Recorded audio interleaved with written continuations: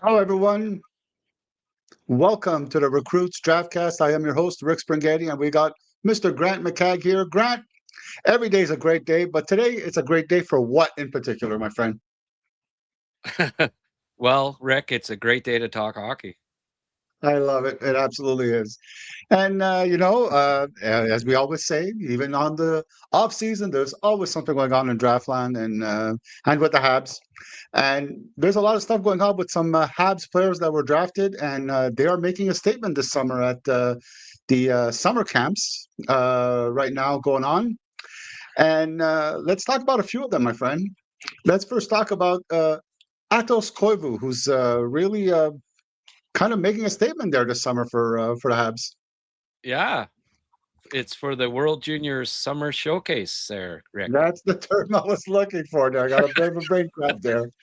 Yeah, I well, I think he had like 6 goals and kind of led Yeah, everybody in goal scoring at this event. So that's exciting. Um, I mean, I don't think you can.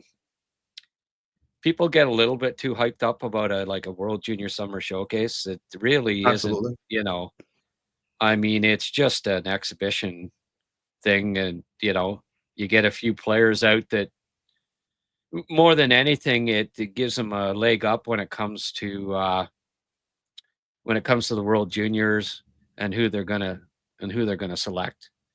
Mhm. Obviously, scoring 6 goals at the summer showcase tells you that he's likely going to well, he's going to make the team first of all, but he, he he's probably going to be one of the top two centers on the team and get um get power play time and an offensive role. So that's encouraging, and I think it's pretty cool here. Let's have a look at his goals. What you'll notice with his goals is that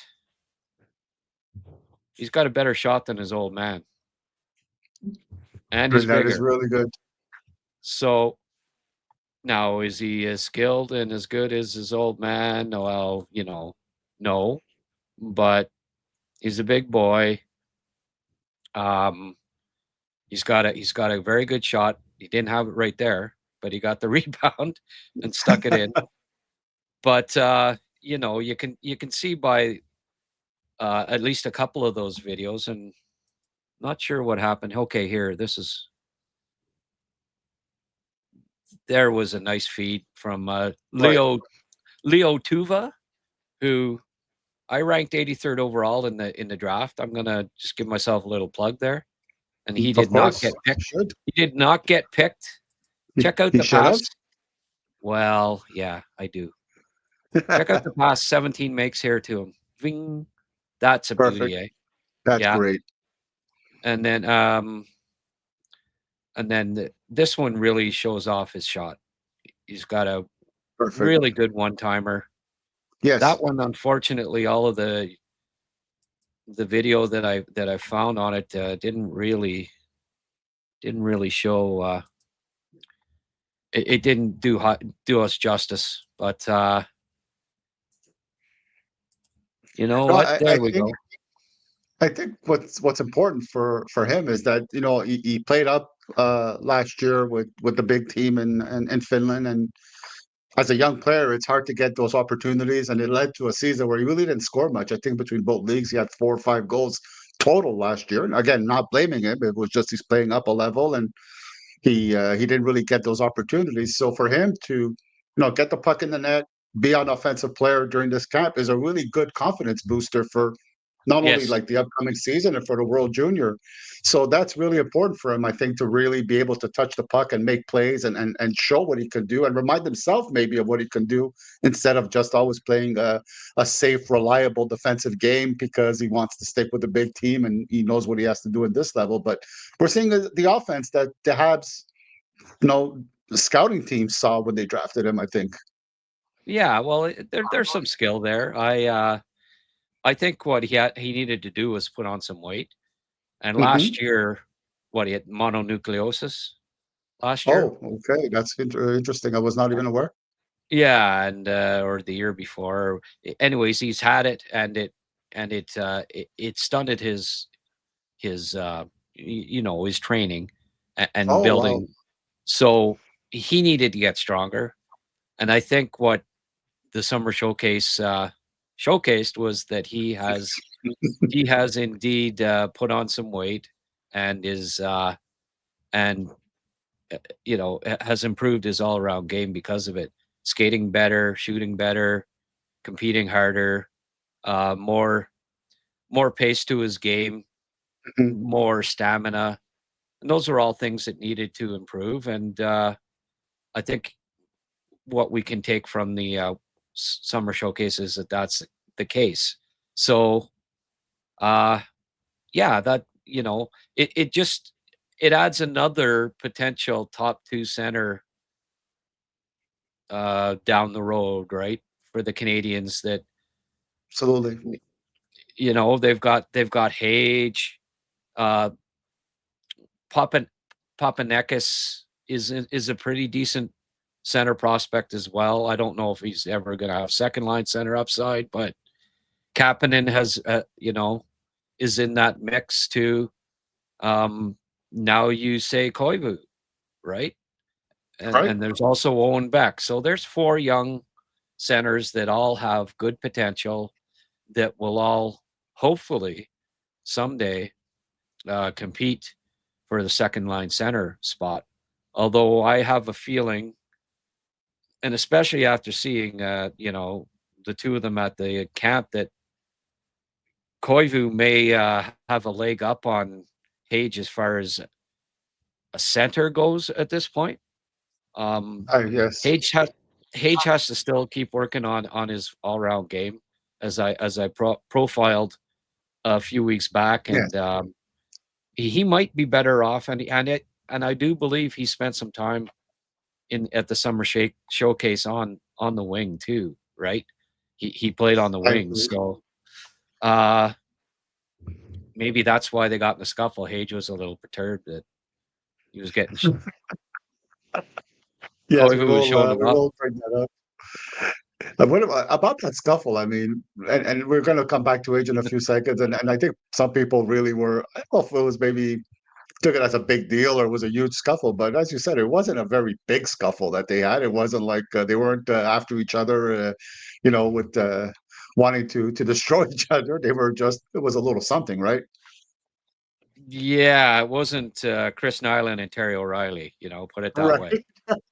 Yeah, no, I mean, what there was one push from Hage, and then they got separated. Like, ooh, big news! It's a scuffle.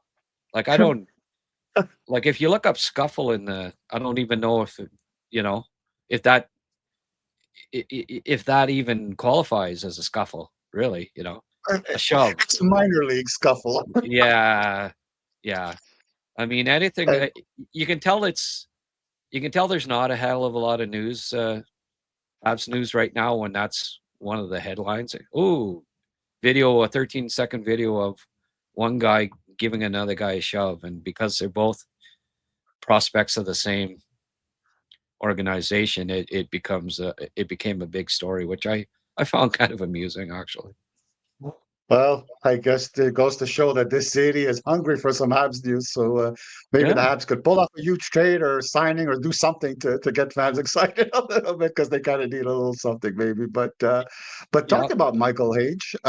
You got a few clips on him, and he did really well too at the camp and really opened some eyes, I think, for Team yeah. Canada, right?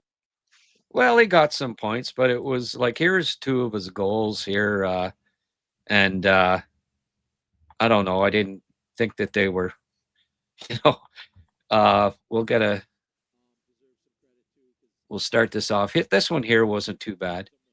And this is that was the close up replay, but you'll see here he um he goes to the net and got off a decent shot. So that was an okay goal. But it was 8-3, okay?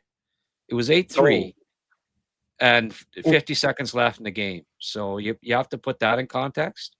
And okay. then this one here, is an empty netter. So yeah, nice nice that he did it, but again, we can't get too excited about an empty net goal. Although I did like that his hustle there, and Yes. that but still empty net goal. I don't get that excited about it. I think the cool part is that for a guy that has to keep working on his defensive game, he was out. He was Yes. out at that point. That's the Yes. part that excites me probably more than anything.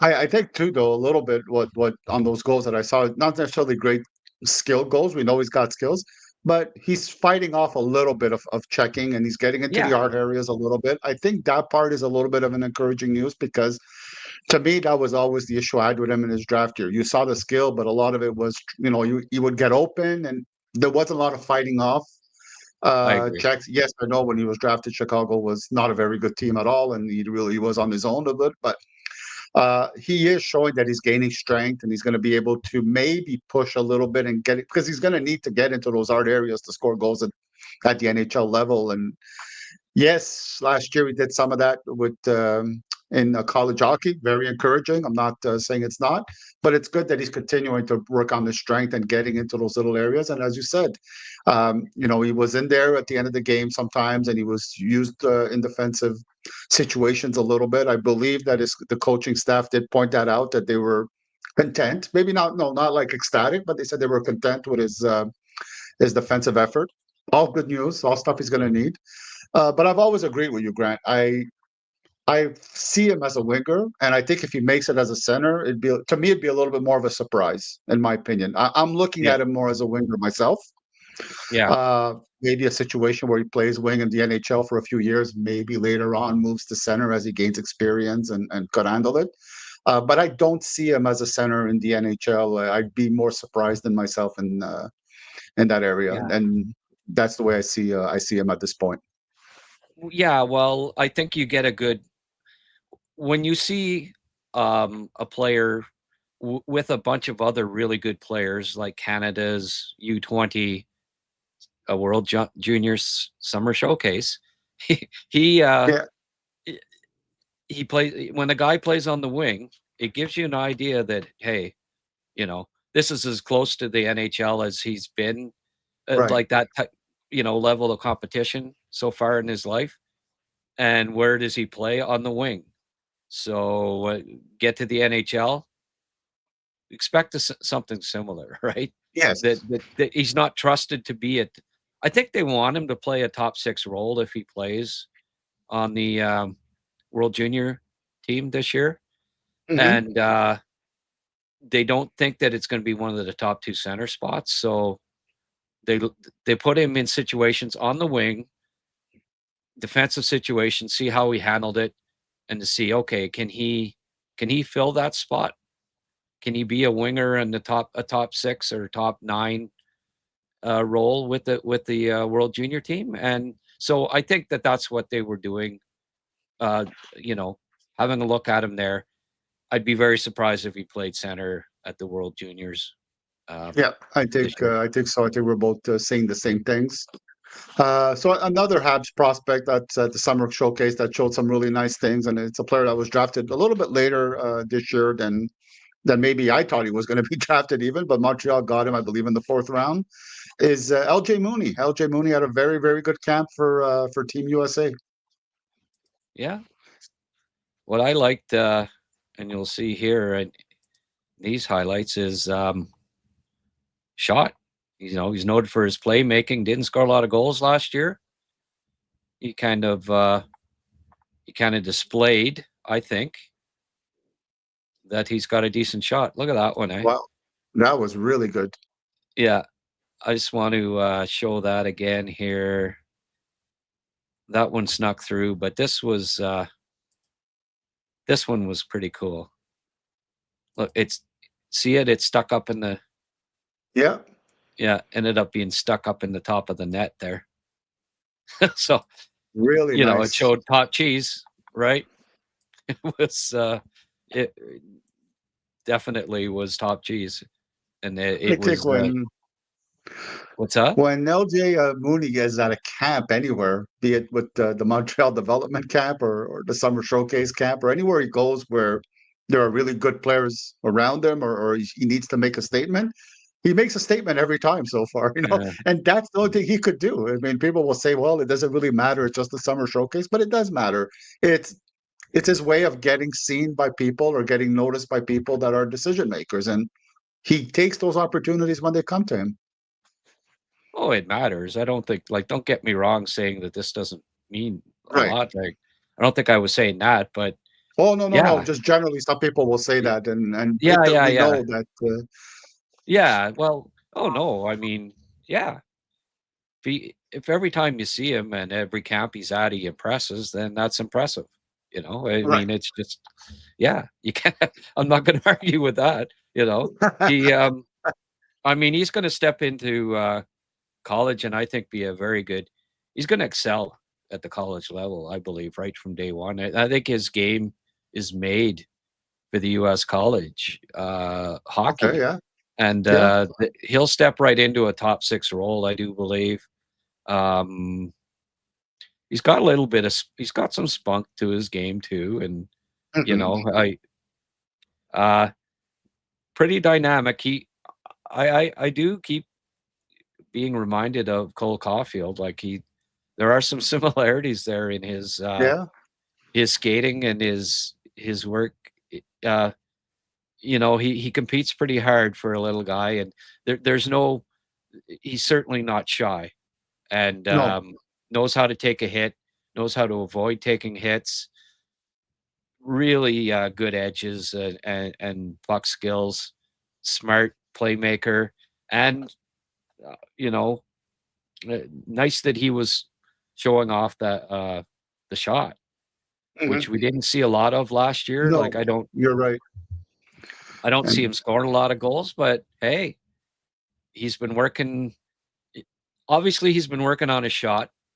He's, I don't know the background that much on him, other than that he's obviously a determined kid, but you can tell that, okay, this is a weakness in my game. I'm going to work on it. And he's been working on it probably since they got eliminated, or their last Mhm. game of the U18s, right?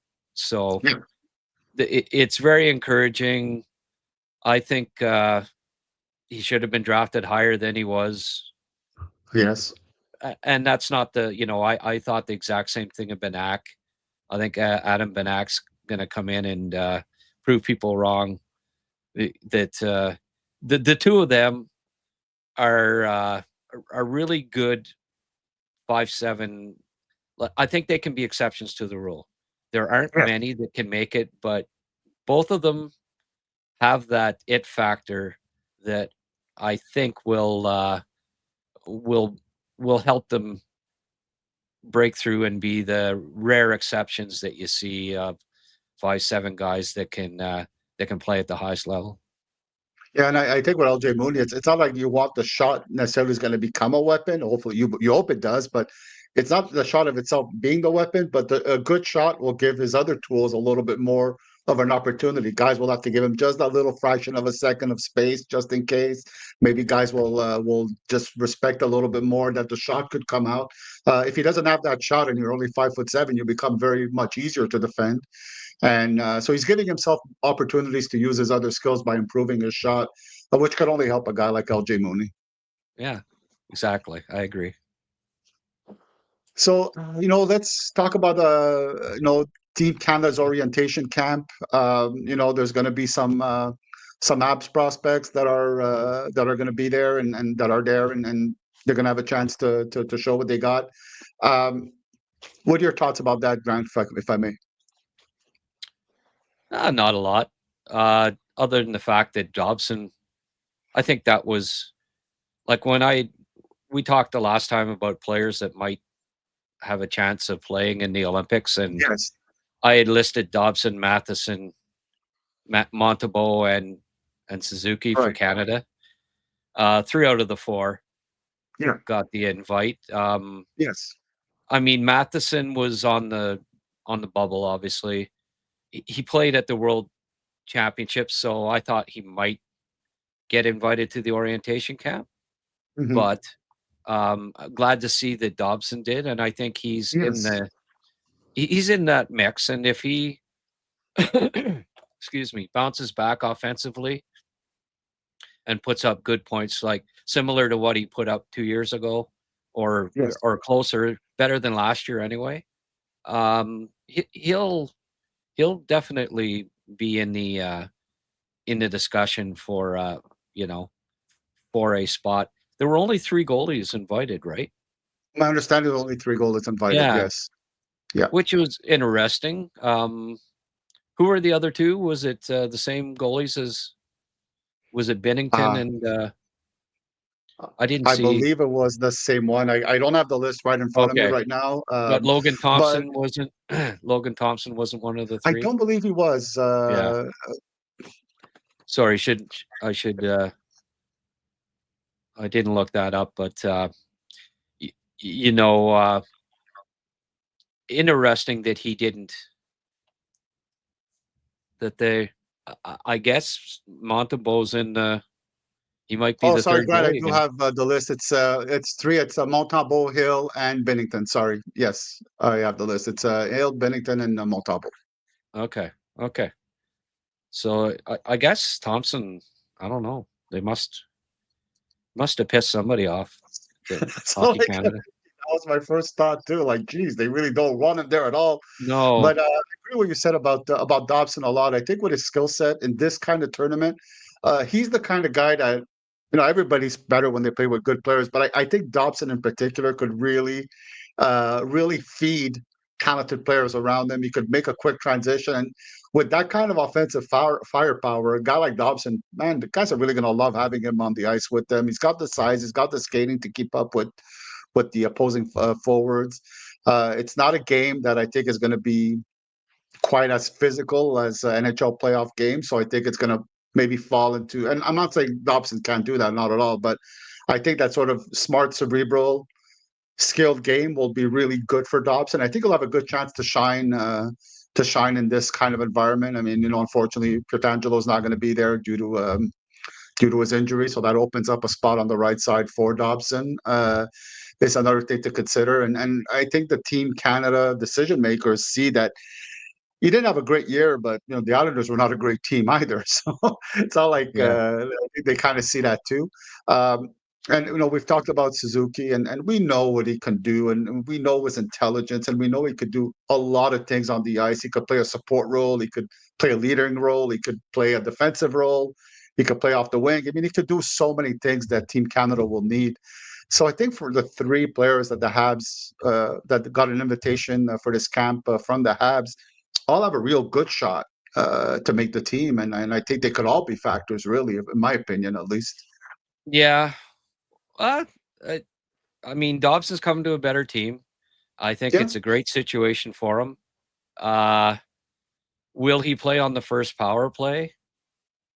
Probably not, and that Mhm. may. But Armstrong and company are smart cookies, and they don't just look at point totals, Right. especially for defensemen, right? And it Right. won't be just the top 6 guys, the top 6 point producers that get invited. So it's not imperative that he puts up a pile of points. I think what he'll need to do is keep improving his defensive game. And Yes.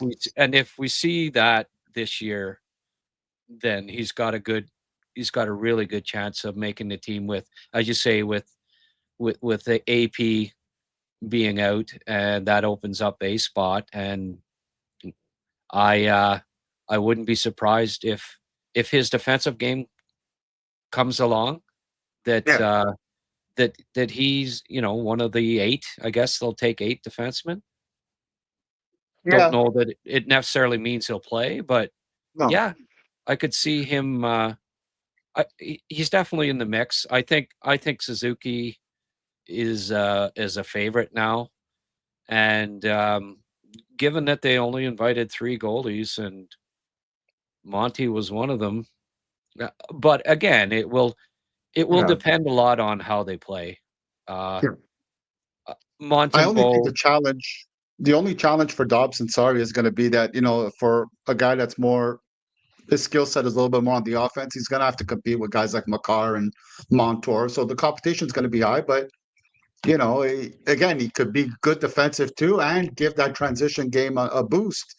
So he's interesting in that sense. yeah, yeah. And Montembeault, like I think the goaltending is completely up in the air. I don't Yes. him getting invited to this orientation camp. I don't think you can, you know, read the tea leaves and say, oh well, that means he's going to be on the team. He's going to have to. You Mhm. know how goalies can be. They Oh can yeah. have good years. They can have bad years. Uh, if Montembeault craps the bed in the first half of the season, he won't. He won't be going. And Yeah. there's probably about 10 goalies that could still replace him if they, it's completely up in the air, the goaltending situation, and it's the Achilles heel if there's any of the Canadian Olympic team. Going to be interesting, but again, an opportunity for some Habs players, and I think they have again the ability to take advantage of it, and it'll be interesting. Hopefully, with a good Habs team, they'll be able to show a little bit more what they can do, and really shine, and get a spot on this team. Grant, we're going to move into another subject, and it's one that it's something that you wanted to speak about, and we had talked a little bit about it, and it was just about the situation of Quebec hockey today compared to past years, like how has it evolved or not evolved or whatever you want to call it. In the 70s, it seems like the Quebecois players were really dominant offensive talents. Now, not so much.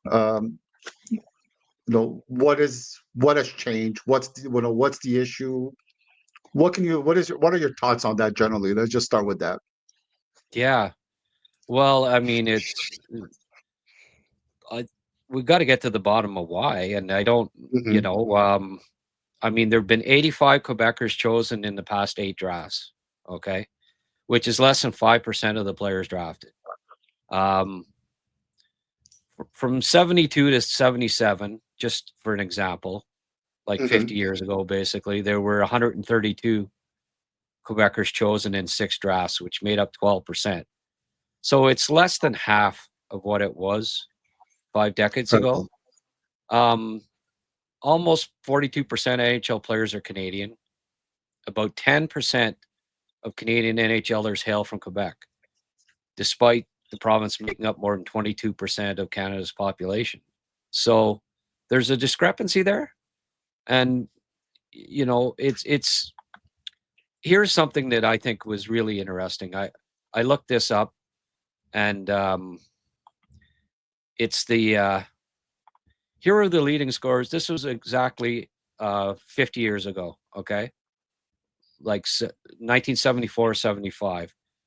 The 12 top scorers in the league, you had 8 Quebecers: Dion Lafleur, Rene Robert, Rod Gilbert, Gilbert Perreault, Rick Martin, Jacques Lemaire, and Jean Rattel. 8 of the 12. Here is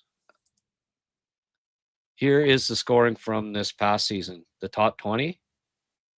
There's not one Quebecer, let alone Quebecois, but not even one Quebecer on the list.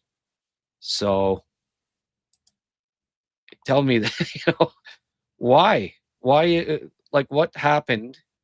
Why? It's just, Serge Savard talks about, why Montreal hasn't picked more players from Quebec. Well,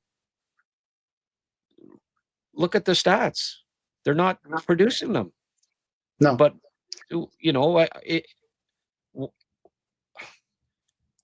part of the reason, I guess, is like I'm old enough to remember when Montreal was a larger city than Toronto, right? Yeah. In 1970, there were 2.7 million people in Metro Montreal and 2.5 million in Toronto. Today, it's 6.3 in Toronto and 4.3 in Montreal. So there's that, right? There was a time when Montreal was developing a lot more NHL players in Toronto, and that was in the 70s and 60s. That's certainly no longer the case. Well, And we have, um, there's very few players developing in the city of Montreal. It's like you look at the OHL, for instance, the OHL draft, just about everybody, it's about 80% of the players that are drafted are from the greater Toronto area. They all play in the GTHL. They're It's become a big money sport, and I don't know if that has something to do with it. It's become more urban. Uh, Mining towns have died, and there was a time, like towns like Rouyn-Noranda, for instance, yeah, it they produced a ton of NHL players, yeah, right? Back in the yeah, day when these mining towns were thriving. A town like Thetford Mines was, they were in the Centennial Cup playoffs every year and had a powerhouse team, you know, back in the 70s. But mining towns dying, I think, may have something to do with it. The switch more to urban centers. Uh, I also think just Quebec athletes getting more into other sports may be the biggest factor of all. You know, 100% agree with you that I 100%. I was involved, for many years. My daughter played hockey, and I got involved in my local association as, one of the board members and coaches, and I did all that. And that was a huge problem we had is not a huge problem. Sorry if that's not the right term, but and just in terms of the little, just in hockey alone, it was that a lot of the parents were getting their kids involved in the other sports than hockey. And one person had pointed out to me, and I don't know how true it is, but I still want to maybe bring it up, is that for a while, the divorce rate in the greater Montreal area was pretty high compared to a lot of other places in Canada. And what would happen is, as parents split up, one went to live in one area, the other one went to live in another area, and started getting them into hockey was getting too complicated for the family, because if you have them on the weekend where you don't live there, well, you got to wake up at 4:30 in the morning to go all the way across the city to pick them up for a practice. And they just said, forget it, let's just do skiing instead, and we could all go together and it'll be easier, let's say. So those are some of the factors. I mean, we're never but going to pinpoint one factor, obviously, but you brought up a lot of great points about the mining towns not being the source of hockey players like they used to be, and the fact that players, youngsters are doing other sports. They're interested. A lot of them are not born here, so they maybe get more drawn to soccer. Basketball has become huge too. The yeah, cost of hockey, maybe baseball is more better for us financially. There's all these yeah. factors are And, definitely, all these things are affecting it, I believe. and I think the violence part of it, right? Like the fact Yeah, that it's a very physical sport, and you know yeah. maybe that had something to do with the divorce rates too. The That could be. I don't the know. husband I mean, the husband wanted, my daughter's had 3 concussions in a year. Part of it was yeah, playing hockey, so you kind of go, I don't know if I want you to play anymore after yeah, these yeah. concussions, right? So you worry about stuff for sure. Well, I was thinking the other way, like the husband wanted the young lad to play hockey, and the mom wanted him to get into Who knows? figure skating or whatever, right? And Who knows? But no, you all know, great points though. no, and I mean, like we saw like Gaetan Boucher, Alex Bilodeau, Jean-Luc Broussard, Marc Gagnon, all of these Quebec athletes that won gold medals in Olympic sports that, I'm sure drew a lot of people, a lot of Yeah, young Canadian or Quebec athletes to say, well, I maybe I'll put away the hockey gear and that rough sport and try speed skating or yeah, you know freestyle skiing. And sure. you can't afford to do hockey's become so expensive. You can't be serious about freestyle skiing and play hockey.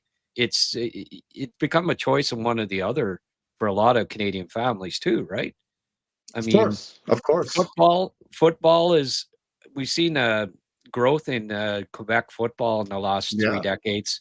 Like yeah, university, I remember in the 70s that Quebec universities rarely competed for the national championships in football, and in the past 20 years, they've won it more than any other, and yeah. there weren't many Quebec players in the CFL in the 70s. I can't think of hardly any, very few, and Hmm. today, there's quite a few, right? Yeah, Tennis, you look at tennis, like Diallo, Felix Auger-Aliassime, Leila Fernandez, Jeannie Bouchard, like, and what do young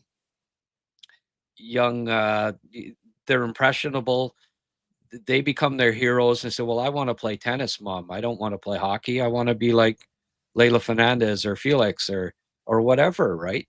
So um, even Formula One racing, like you were talking about, your daughter's into that now, Yeah, right? yeah, Well, I mean, Gilles Villeneuve, Jacques Villeneuve, like all of that, their success obviously probably influenced a lot of young,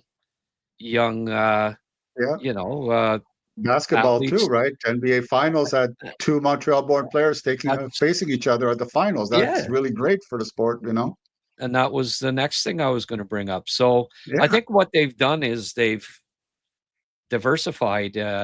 You know, there's not less athletes in Quebec than there was in the 70s. There's been a there's been a broader movement from hockey into other sports. I do believe in Quebec than in other provinces in Canada, and I don't think that's necessarily a bad thing. I mean, it's you know, it, as a hockey nut and someone who you know wants the Montreal Canadiens to prosper, I think it hurts the Canadians because there isn't this talent, this UFA talent, especially that there used to be.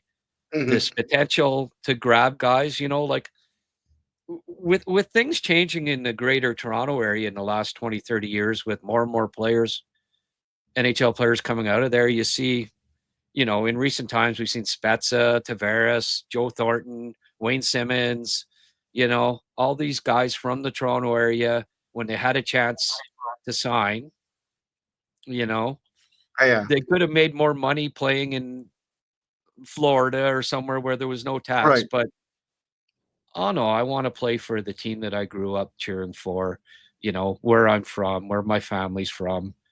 Montreal doesn't have that many, with the decline in Quebec players and quality Quebec players that are available. Montreal doesn't have that luxury as much as Toronto I anymore. agree. But I do think as somebody who's involved, well, not I shouldn't say involved, but was involved a little bit in the system.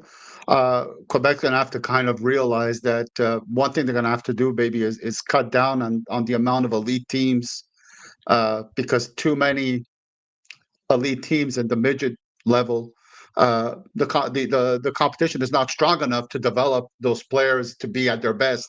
So I think cutting that down a little bit and making every team a little better will augment the possibility that players that do want to make it to the NHL and have the talent play against better competition.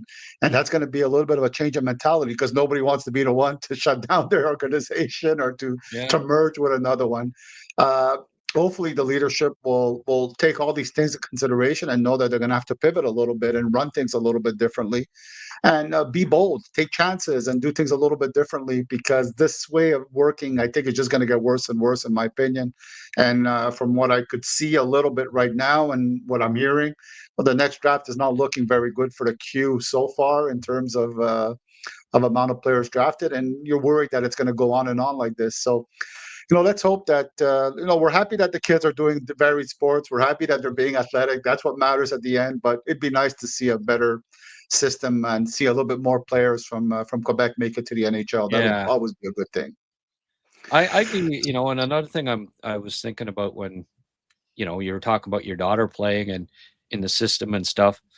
I'd be curious to know what percentage of Canadian players in the PWHL are from Quebec.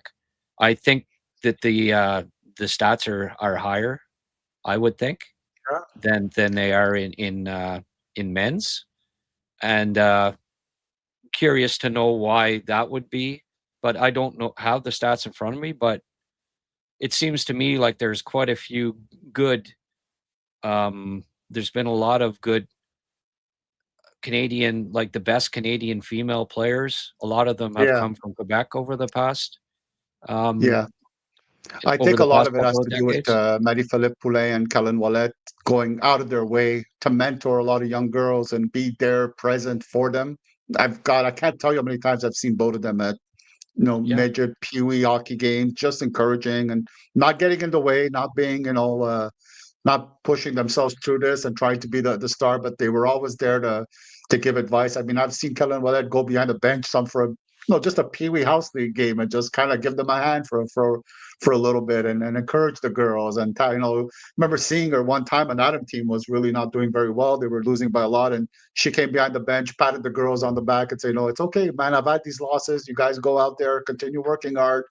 So I think a lot of those girls had direct contact with Galen Wallet, Marie-Philippe Poulet, Melody Daou, and maybe a lot of them were inspired by that. But that could only go so far, right? As the numbers get bigger and bigger, well, you know, it's going to be hard for Quebec players to go do all that. But that's part of it too. I mean, it's a whole ecosystem of factors that influence this. So uh, I mean, and part hopefully, of it is the hopefully it'll be better. physicality too. I think like Yeah, the women's game isn't as physical. yeah, And even though your daughter did get concussions, and I'm not saying that it's not, it is physical, yeah. obviously, and there are Right, exceptions. But right. um, I think Quebec kind of was the first to eliminate, you know, hitting in other at other levels, fighting, you Yeah, know. So there's always been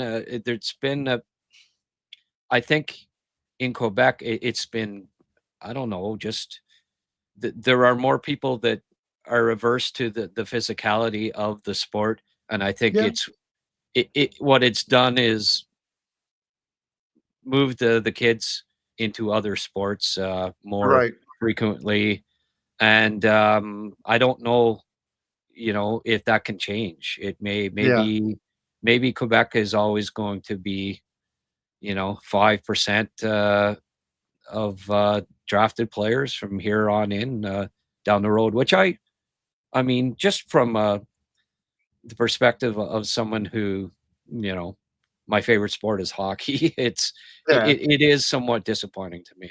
Right. It's an important discussion to have. Though we've had a little bit of it, and let's hope the higher ups will talk about it too, and make the best of it. Grant, one last subject, a very short one. We've had a great show so far, but Montreal is Montreal. The Habs fans are Habs fans. We got to bring a little bit of a Habs subject in it. So I'm going to throw this out at you, Grant, if I may. Habs signed Capo Kakkonen a few weeks ago, a month ago. Uh, can he maybe beat Dobesh for a spot in the second goaltender position, or is he really, you think, slated for Laval? Oh, he definitely can. Sure. Yeah, He signed a one-way contract, did he not? yeah, yeah. He did. Is Dobish waiver eligible? I believe he isn't. I No. don't think he is. So it's a wide open race. You know, may the best man win. Dobish, eh, I mean, we saw flashes. Obviously, he had that great start, but that technique is. I hope they're still working with him a lot because there's he's like he very unorthodox style. Yeah, There's no two and ways I think about it. goaltenders like him who are unorthodox like he is, often play better when they play often. But when you're a second goaltender, you don't get to play often, so it's scary No, for the coaching staff well, to see that. no, that's it. And there's no guarantees that Fowler's going to be. We saw some holes. in his game when he came and played pro hockey too, you Uh-huh. know, uh, just like we did with Caden Primo when he was supposed to be the next one because he had Yeah, done so well at the college level. It's goaltending is an unpredictable lot. You just don't know. Uh, I'm not predicting Dovish is winning the spot. No, because they signed another goalie to a one-way NHL contract. So yeah, that's tells you right then there that they're not, you know, they're not completely sold on Dovish being no, being the backup, and they probably would prefer him playing splitting the time in. If Kakinen comes in and he's better than Dovish in camp, that's not a terrible thing. Dovish goes back, him and Fowler split things, split it in Laval. Maybe Fowler plays a little more, but they want to develop both of them. yeah, There's no guarantees that Fowler's going to be better than Dovish. You can't even no, say that 2 years from now Fowler will be better than Kakinen. You don't know that. no. It's goaltending. It's It is. I 50 years of this, you know, like Jim Carey comes into the NHL, he wins Rookie of the Year, he looks like he's going to be an NHL star, and then ever since when you mention the name Jim Carey, you think Ace Ventura, Pet Detective. You don't think former NHL No, goalie great. no. Tim Thomas, he had a very majority of his career was nondescript, No. but then that one year he's just lights out. Takes Boston to a cup. You think he's a superstar, and like it's just such an unpredictable position. Charlie Lindgren, would you have told me 4 years ago when you'd see some of the goals that he's given up in the Habs organization that he'd be playing, he'd be have a regular role in the NHL. You just don't know. Never saw it. So, um, Yeah. would you have said 4 years ago, well, Charlie Lindgren will be in the NHL and Caden Primo won't? You'd have laughed. It's Never. no way. So No. it, it's completely unpredictable. It's the least predictable position, and so it's not one that I am emphatic with my predictions about. I agree 100%. I also wonder too, Dobish shows a little bit of cockiness sometimes, and not a bad thing, but you want to maybe make sure that you keep that a little bit under control, that he doesn't think he's got a spot like that and he comes in being too confident. You want to know that there's somebody around, buddy, and you never know. Be careful out there. Yeah, for sure. Kakinen has played in the NHL, so he's capable.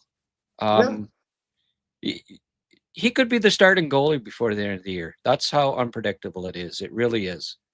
Yeah, absolutely. some people say, "Oh, you're crazy," but uh, I've seen crazier things happen when it Oh comes to yeah, NHL goalies. So I, I agree, my friend. I agree. Well, Grant, thanks very much again. It was a really fun show.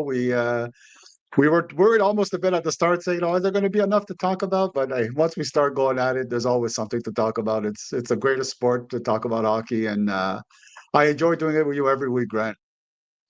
well, I'm glad you're talking more. So that's why we're able to fill it up because I didn't have a lot to say this week. I really didn't. Oh well, Grant, have a great week, Okay. listeners. Again, you go on to YouTube, look for Recruits 9700. You'll find us. Subscribe. You'll get our shows every week. We're gonna have some great content. We're gonna have a great season. Habs are gonna have a great season. It's gonna be a lot of fun, folks. So once again, until next week, I'm Chris Spaghetti, Grant McCagg. See you soon.